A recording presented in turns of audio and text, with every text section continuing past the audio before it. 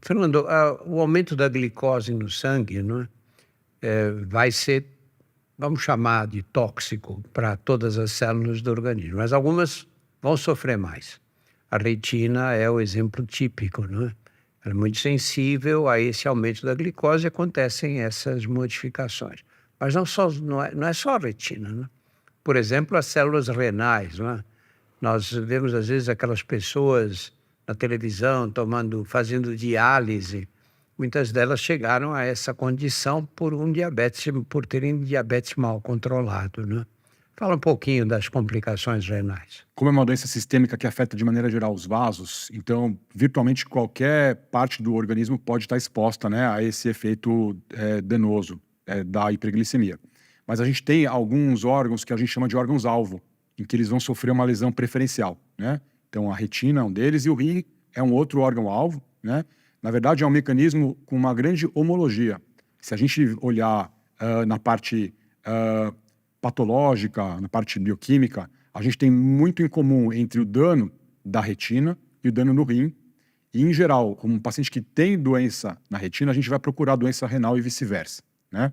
Então, esse mecanismo ele acaba afetando uma parte do rim, que são os glomérulos renais, e essa pessoa, se ela não tiver o cuidado adequado, ela vai evoluir com uma perda da função renal, né? Um órgão vital, um órgão muito importante, e justamente essa questão da diálise, né? Tem levantamentos aí no Brasil mostrando que entre as principais causas de paciente fazendo diálise, o diabetes figura ali no topo, né? Então, causa de diálise, de transplante renal, porque o órgão sofreu aí cronicamente essa lesão e ele vai precisar ser reparado dessa forma, né? Ou com uma diálise ou com um transplante em casos mais graves. E quem tem diabetes percebe quando o rim começa a sofrer desse? Assim como na retina, a gente pode ter dano renal inicial sem sintomas. É claro que aquela pessoa que já está com uma falência renal, com uma doença avançada, ela vai ter várias manifestações, né? E até eu, como especialista, acabo conversando muito, né? Tanto com clínicos, com endócrinos, que fazem o cuidado basal, como esses outros especialistas, como os nefrologistas, que são aqueles que cuidam de fato dessa complicação, né?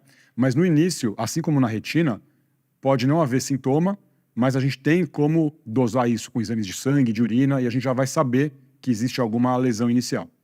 E se você começa a tratar rapidamente, você evita que o doente chegue a essas fases mais graves, com necessidade de diálise, por exemplo? De maneira geral, a gente pode usar o mesmo raciocínio, né? Então, um bom cuidado da doença de base, ou das doenças de base, às vezes diabetes e hipertensão junto, que é um outro fator aí importante, né? Tanto para a retina como para o rim, são fundamentais que a gente esteja em bom cuidado, bons parâmetros, e os tratamentos adequados numa fase em que a doença ainda não levou a uma falência muito grave, né? Seja uma perda de função visual, perda de função renal. Eu acho que a população que tem diabetes fica não tem muita noção do que pode acontecer com a visão, né? Não sabem direito, sabem, nunca ouviram falar, ou ouviram falar e não deram importância à retinopatia. Muitos não sabem o que acontece com os rins, as complicações, mas todo mundo sabe que o diabetes dá uma dificuldade de cicatrização de cortes, de feridas nas pernas. Vamos falar um pouquinho disso. Sim.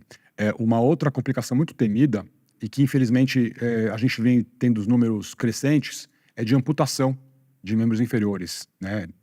Sobretudo da parte dos pés. Então, a gente tem esse problema nas extremidades, que eles têm um fundo neurológico, por uma inervação aí já também alterada, tem uma questão vascular junto, né? Mas a gente acaba vendo pacientes que têm diabetes por muito tempo e que não tiveram cuidado adequado, tendo lesões graves nessas extremidades que, dependendo do caso, acabam até evoluindo para amputação. É algo muito triste e que a gente também acaba tendo esse papel, né? De falar a respeito para as pessoas saberem disso e tomarem os cuidados. Às vezes são cuidados simples, né? Com a pele, com o pé, para evitar que elas tenham esse tipo de lesão grave. E o que é a neuropatia diabética? Então, os nervos, eles são aqueles órgãos-alvo que a gente mencionou, como retina e rim. Os nervos também são considerados órgãos-alvo da lesão pela diabetes, pela hiperglicemia. Então, a gente vai ter defeitos na inervação, na função dos nervos que estão pelo organismo inteiro, né?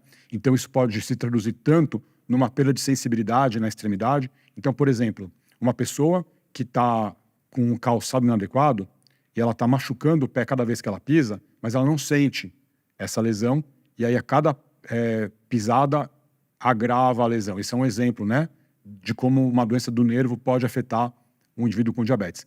Outros exemplos, como, por exemplo, disfunção do sistema nervoso autônomo, então, que regula ritmo cardíaco, trânsito gastrointestinal, isso tudo também pode estar afetado. Então, os nervos, de maneira geral, eles estão afetados. No olho, nós também temos nervos na parte anterior, que é na córnea, né? Então, nós podemos ter doenças específicas da córnea relacionadas a um diabetes de longo prazo com um cuidado ruim.